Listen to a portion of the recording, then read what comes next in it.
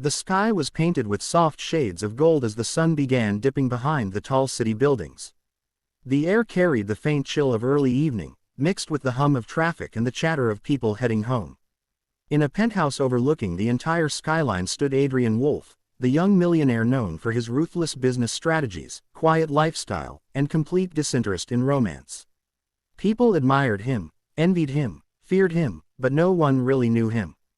Tonight, however, he was dressed in a crisp black suit, looking at his reflection in the mirror longer than usual, adjusting his tie for the fourth time. He had agreed, reluctantly, to go on a blind date set up by his best friend, Lucas. Adrian never did blind dates, but after years of drowning in work, something inside him whispered that maybe he should try. He glanced down at the message on his phone. Her name is Maya. Be nice for once. He allowed a tiny smirk before pocketing the phone and walking toward the elevator. His driver waited downstairs with the car polished, ready to take him to the upscale restaurant where the date was supposed to happen. Adrian didn't know why he cared enough to feel nervous, but he did. The city lights blurred outside the window as the car moved, and his mind drifted to endless possibilities. Maybe she'd be boring, maybe she'd talk too much, maybe this entire thing was a waste of time. Still, he was going. He reached the restaurant 5 minutes early, which was rare for someone known to be fashionably late. The hostess greeted him warmly, guiding him to a private table decorated with a single candle and a small vase of white lilies. He sat, adjusting his cuffs as he waited. 5 minutes passed, 10 minutes, 20. The candle flickered, mocking him. He checked his phone again. Nothing. No message, no call. Another 10 minutes slipped by, and a quiet, unwelcome feeling began creeping into his chest. Finally, his phone buzzed. I'm so sorry. I can't make it. Something happened. I shouldn't have agreed to this. Please forgive me. Maya. Adrian stared at the message for a long time. Cancelled. At the last minute, something tugged at his pride, but strangely, the bigger sensation was curiosity. What happened? Was she hurt, or was this just another person intimidated by his reputation? He took a deep breath, thanked the hostess, and left the restaurant. The evening air felt colder now, heavier. His driver opened the door, but Adrian shook his head. I'll walk, he said. He walked aimlessly through the city streets, hands in his pockets, trying to clear his head. He wasn't angry, only unsettled. The date was supposed to distract him from the loneliness he had carefully buried under layers of business meetings and endless success. Instead, it left him feeling more aware of it. He kept walking until he reached the entrance of the Central Park. The lamps along the pathway glowed softly, and the wind rustled through the trees like a whisper. He stepped inside. The park was quiet, painted with the colors of dusk.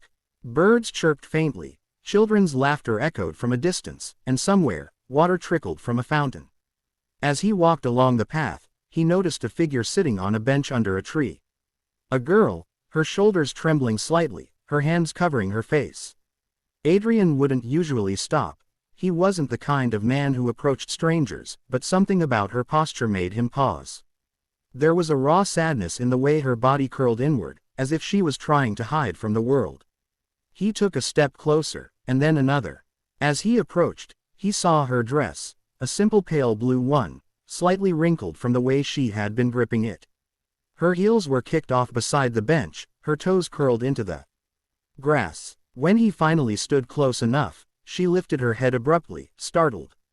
Her eyes were red from crying, mascara slightly smudged, but even then, her face had a softness that made him pause. I'm sorry, he said quietly, lowering his voice. I didn't mean to frighten you. She looked at him for a moment, confusion flickering across her features. Adrian was used to being recognized everywhere, restaurants, events, magazines, but she looked as if she had no idea who he was, which somehow felt refreshing. I'm fine, she whispered, wiping her cheeks quickly. You can go. I don't want to bother anyone. You're not bothering me, he replied, surprising himself at how gentle his voice sounded. You look like you could use someone to talk to. She hesitated, her gaze shifting to the ground. I ruined everything, she said softly. This whole day, my confidence, my peace, everything just collapsed. Adrian felt something tighten in his chest. Do you want to talk about it? For a long moment, she didn't answer. Then she sighed, and the words spilled out. I was supposed to meet someone tonight. A blind date. I was excited but also terrified. And then, something happened before I even reached the restaurant. Something that made me feel like I didn't deserve to be there. Adrian froze. Her voice shook as she continued. My ex showed up out of nowhere. He said awful things. Told me I wasn't good enough for anyone. That I'd embarrass myself. And suddenly I just couldn't go. I didn't want a stranger to see me like this. Adrian's jaw clenched. Maya. This was her. He sat down beside her slowly. You don't have to listen to someone who hurt you. She looked at him, eyes glistening. Why are you being so kind? You don't even know me. Adrian inhaled deeply. Maybe I was supposed to. She blinked, surprised. I don't understand. He turned slightly so he could face her directly.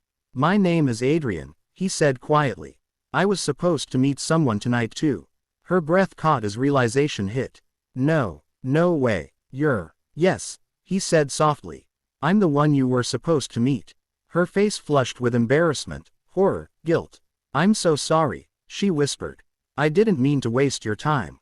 I should have told you earlier. I shouldn't have let my fears. Maya, he interrupted gently, you didn't waste my time. She looked away, tears gathering again. I didn't want you to see me crying.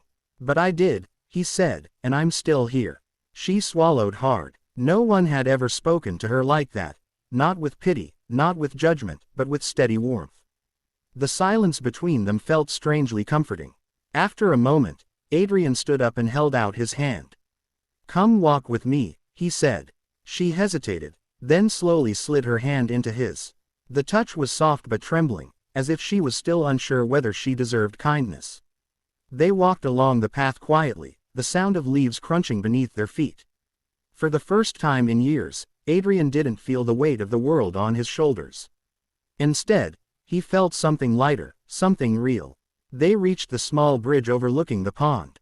Lanterns reflected softly on the water, creating a shimmering path of light. Adrian leaned on the railing, glancing at her. You know, he said, I almost left the restaurant angry. But then I thought maybe something really happened. I'm glad I decided to walk. She gave him a fragile smile. I'm glad you did too. He studied her carefully. Not the makeup, not the dress, but the quiet resilience in her eyes. That guy who talked to you before the date, he said slowly, he doesn't get to define you. You don't even know what he said, she whispered. I don't need to, he replied. I can see who you are without hearing any of it. Maya looked at him, startled by the honesty of his words. They talked for a long time. About her dreams of becoming a teacher, his childhood of growing up in a strict household, the things they feared, the things they hoped for. It was strange how easily their stories intertwined, like two wandering threads finally meeting. Hours passed without either of them noticing. The night grew deeper, quieter, softer. When Maya finally shivered slightly from the cold, Adrian shrugged off his coat and draped it gently around her shoulders. You don't have to, she began. I want to, he interrupted. She hugged the coat, warmth settling into her bones. I'm still sorry about earlier.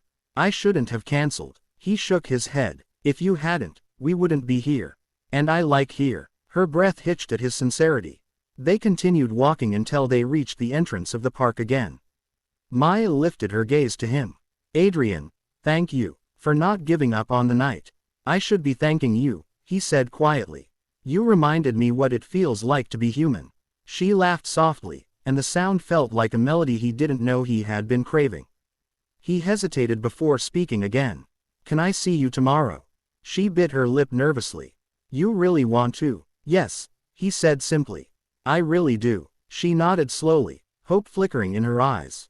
Then, yes, Adrian smiled. A real, genuine smile. Something rare. He walked her to the street, called her a ride, and waited until she was safely inside the car. As the vehicle pulled away, she looked back through the window, and he raised a hand in a small wave. She smiled back, warmth blooming in her chest. When the car disappeared around the corner, Adrian finally let out a breath he didn't realize he'd been holding. He felt different, lighter. As he walked back to his penthouse, the night air didn't feel cold anymore. It felt filled with possibility. And somewhere across the city, Maya leaned her head against the car window, holding his coat tightly around her, realizing that a night that began in tears had turned into something she never expected. Everything had changed the moment he found her crying in the park.